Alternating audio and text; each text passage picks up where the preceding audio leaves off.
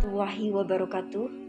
Perkenalkan, saya adalah istri dari seorang pegawai KPK yang merupakan satu dari 75 orang pegawai KPK yang dinyatakan tidak memenuhi syarat dalam tes wawasan kebangsaan.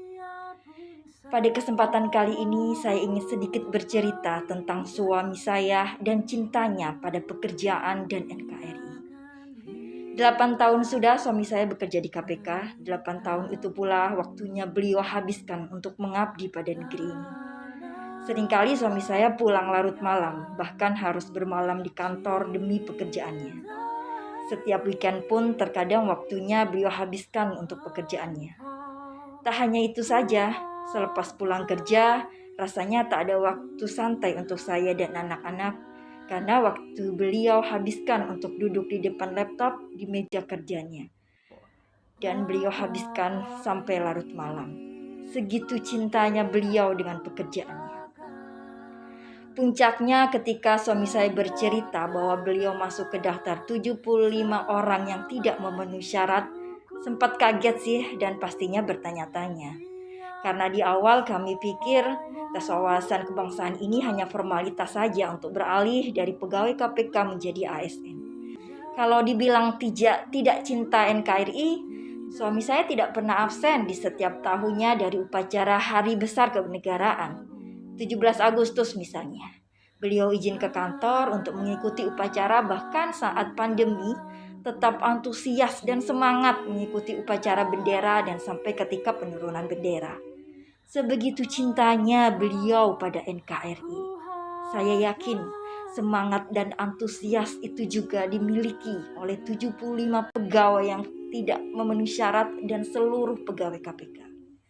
Kalau misal dibilang radikal, suami saya tidak pernah ikut organisasi.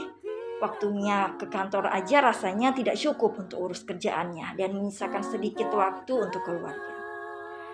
Sungguh ironis sekali jika semua ini harus terjadi. Pihak yang melabeli 75 pegawai ini tidak Pancasila, tidak NKRI, dan tidak menjalankan negara. Berdasarkan Undang-Undang 45, semua akan mempertanggungjawabkan di Mahkamah Allah nanti yang tak ada tipu daya sedikit pun. Mereka memikirkan tipu daya dan Allah menggagalkan tipu daya, dan sebaik-baik pembalas tipu daya. Satu hal yang sangat saya ingat di awal beliau masuk di KPK, ada beberapa pesan yang beliau sampaikan. Yang pertama, pesannya untuk saya dan anak-anak, bahwa kami harus ikhlas jika waktunya beliau habiskan untuk pekerjaannya. Yang kedua, jika beliau bisa memilih, beliau ingin meninggal dalam keadaan berjihad atau berjuang dalam memberantas korupsi.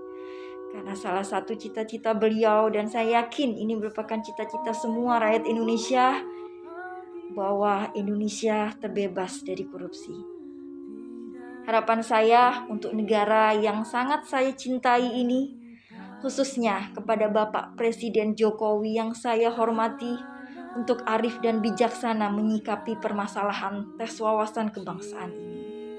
75 orang ini memiliki semangat yang sama, memberikan seluruh jiwa raganya untuk melakukan pemberantasan korupsi di negeri ini. Hasbunallah wa ni'mal wakil. Cukuplah Allah yang menjadi penolong kami, dan Allah sebaik-baik penolong. Untuk suami saya dan 74 teman-temannya, tetap semangat, tetap istiqomah di jalan kebenaran. Semoga Allah selalu menjaga dan melindungi kalian semua. Yakinlah, ada sesuatu yang menantimu setelah banyak kesabaran yang kau jalani, yang akan membuatmu terpana hingga kau lupa betapa pedihnya rasa sakit.